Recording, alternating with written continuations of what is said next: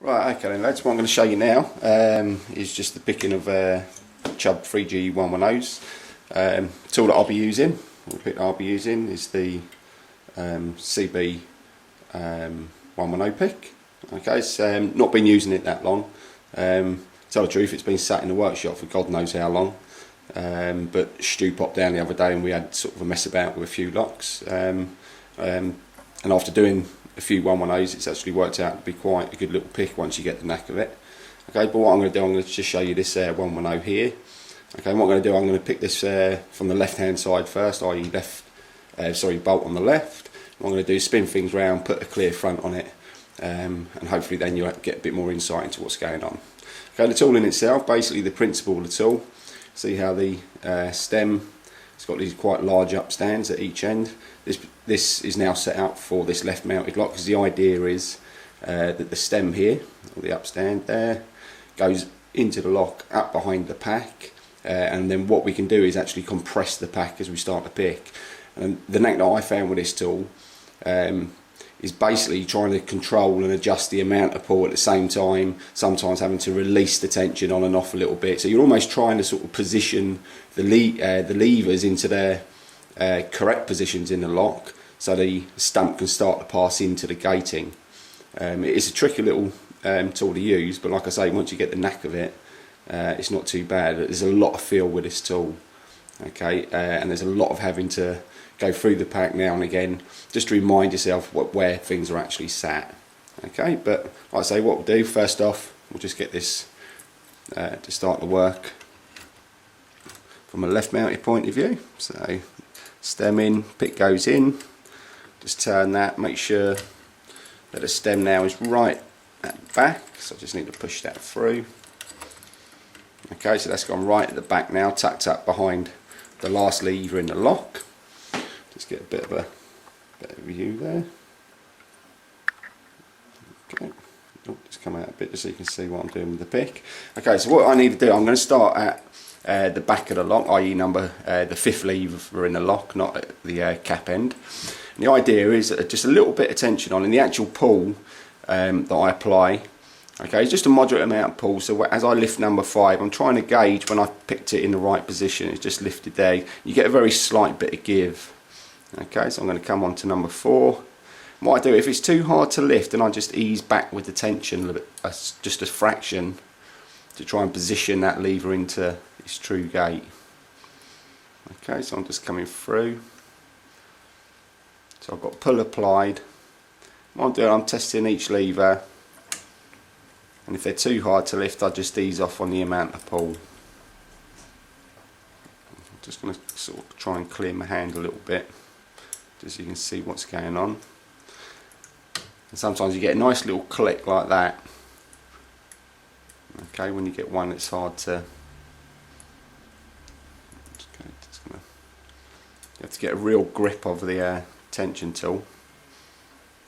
Okay, and what I'm doing, I'm constantly adjusting the amount of pull that I apply. Okay, the thing that I found is as well is obviously when you're going through the lock, as you start to lift different levers, what it will do, it can cause other levers to drop. Okay, so you'll actually get where they may have been in a true gate, but sometimes they drop back down. I knew that's going to happen. Just going to put this on silent. Every time I do a bloody tape, my phone rings.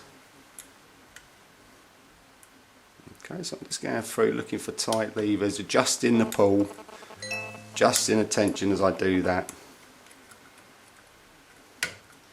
Nice little bit of give there. So I'm just feeling where things are. And naturally what will happen is you may overlift things. Just heard it all clunk back down there.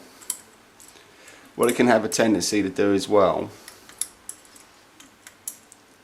is where you've got the pull applied at the back of the lever pack, if you lift number 5 a little bit too high, you can cause the tension tool to actually slip. So I'm just going to let everything go there.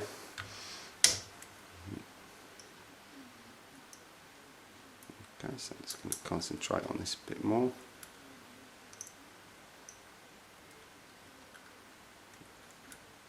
Hopefully you can see what I'm doing as well with the tension. I'm sometimes easing back on that. Like I say, almost trying to position things into true gating.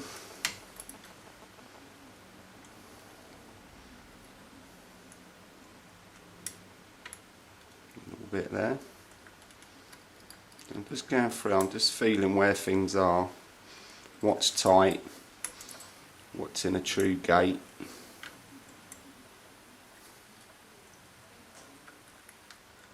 I'm just playing with the tension. I find quite often it's quite a crude pick, but there you go, it's just gone there. Okay, so hopefully you can see that that's now gone. You can see the bolt hopefully just going back into the lock there. Okay, so I'll show you that. Okay, so again, to turn that all the way, I'm just going to look for a high lever in the lock. So I can turn it, rotate it, just there. Oh, again, just getting snagged. So remember, if you're going to turn this all the way, it can, but that you can see that turns enough anyway to open. I'm not going to turn it more because you can get your lever snagged, so I'll just show you that. Okay, so you can see that's gone well enough to open that lock. Okay, so what I'm going to do now, just on this same block, so I'm in a bit of an awkward position here. Okay, so what I'm going to do is, without doing that, just going to zoom out a sec. Okay, so I'm just going to put a clear front on this one, spin things around a little bit. Trying to do this all in one shot because obviously I don't like to swap locks, etc. This bloody phone is doing my head in.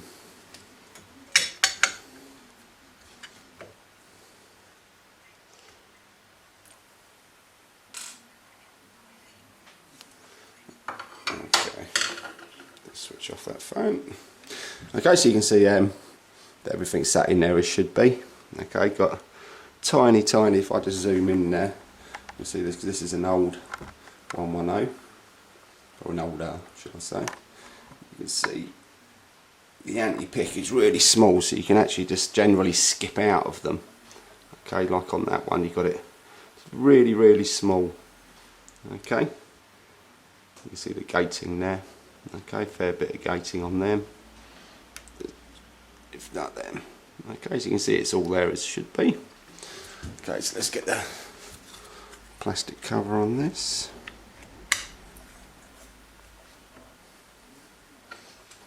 Put the screws back in.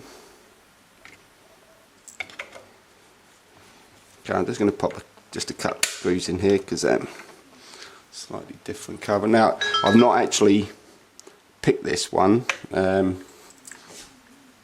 about this. Completely. My camera action today is totally crap. Okay, I've not actually picked this one with the clear front on, and you're going to see as well that it's quite awkward doing this on the right hand side, but hopefully you're going to get a good little insight into what's going on. Okay, so I'm going to do this up really nice and tight. Okay. Okay, so what I need to do now is to spin around the camera so you get a decent view on this. Okay, just going to zoom in. I'm sorry about all my waffling on here.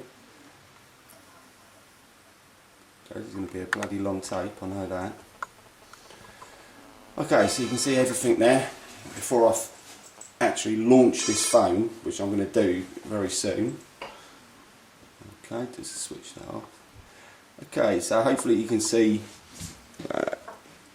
bolt stump here. Okay, and you can see each of the levers in the lock. Okay, I'm just going to zoom in just a fraction more so you can see what's going on a bit. Okay, so just need to set up the pick so it's in the set up for right mounted. Okay, main reason I've got a swap for left and right is literally because if you ever get one of these picks, you'll see that the stems have a groove cut into them so you can get your pick wire through. Just quickly just swap the pick wire around. Sorry about my waffling, but I'm just trying to talk while I do this, so makes it a bit more interesting, or a bit less, you may say. Okay, so I'm going to pop my tension tool in. Okay, it's going to turn. Okay, remember now as well that the tension tool is right at the back of the lock. So I'm just going to get my pick in. So a little bit fiddly doing it this way. Okay, there's my pick.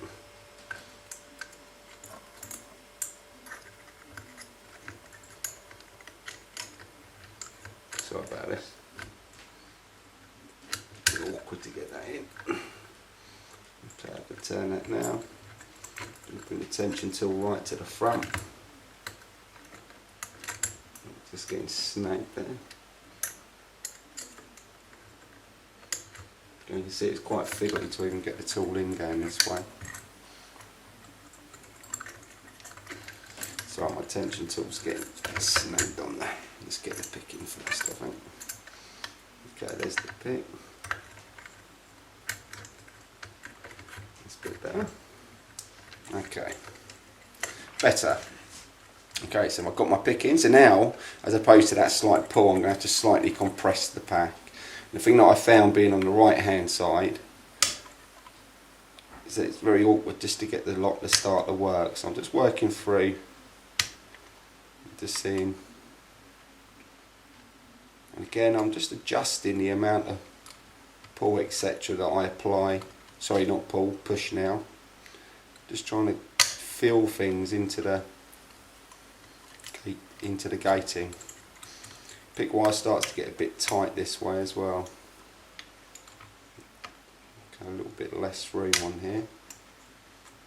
Okay, so I'm just trying to sort of feel and adjust things into place. Again, what I'm doing, I'm adjusting the amount of push, I keep on saying pull, and tension that I'm applying.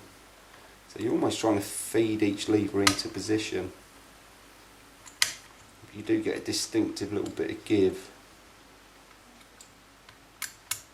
Same time though, it's very easy to overlift things. Let's come back to that fifth one. It's quite often, like I say, you'll lose some that you've actually lifted. A little bit. Main reason, like I say, I come back to number 5 is literally because it can drop. Okay, so just feeling right to number 1. No, nothing there.